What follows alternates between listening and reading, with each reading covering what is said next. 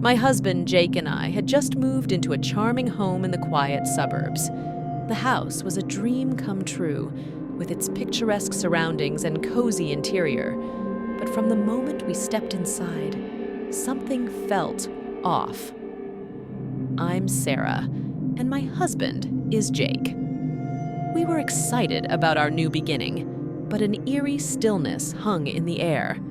It was as if the house itself held its breath, waiting for something to happen. One day, as I was exploring the house, I heard soft, faint whispers.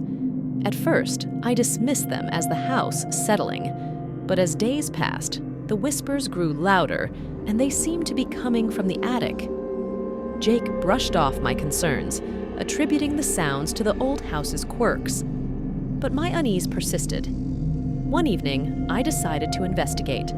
The attic door creaked open, revealing a dimly lit room. The whispers were now unmistakable. I followed them to a corner of the attic where an old mirror stood covered in dust. In the mirror's reflection, I saw a figure, a shadowy presence. I screamed and rushed downstairs to get Jake. He reluctantly followed me to the attic, but by the time we arrived, the figure had vanished, leaving only the dusty mirror behind. Weeks passed, and the whispers continued. I became obsessed with the mirror, convinced it held the key to the mystery. One night, as I stared into it, the figure reappeared. It looked sad and lost. I spoke to it, asking who it was and what it wanted. The figure's lips moved, but I couldn't hear its words. Desperate, I called Jake, and he saw the figure too. We decided to seek help. A paranormal investigator confirmed our suspicions. The figure was a trapped spirit, but it wasn't malevolent. It had been trying to communicate with us, asking for our help. With the investigator's assistance, we held a seance. The spirit revealed its name was Anna, and she had once lived in this house.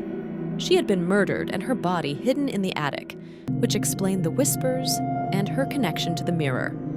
Anna's spirit had been trying to guide us to her remains, hoping we would uncover the truth and bring her killer to justice. She had mistaken our arrival as an opportunity to finally find peace. We contacted the authorities, who found Anna's remains exactly where she had indicated. Her murderer, now elderly and living nearby, was arrested. With the mystery solved, Anna's spirit thanked us and finally found the peace she had long sought. The house, once filled with whispers of despair, now felt lighter, as if a burden had been lifted. As we settled into our home, we couldn't help but feel grateful to Anna. The help we had initially perceived as a ghost turned out to be a guiding spirit, trying to help us uncover a dark secret. Our house was no longer haunted. It was a place of closure and healing, all thanks to Anna, the Silent Saviour.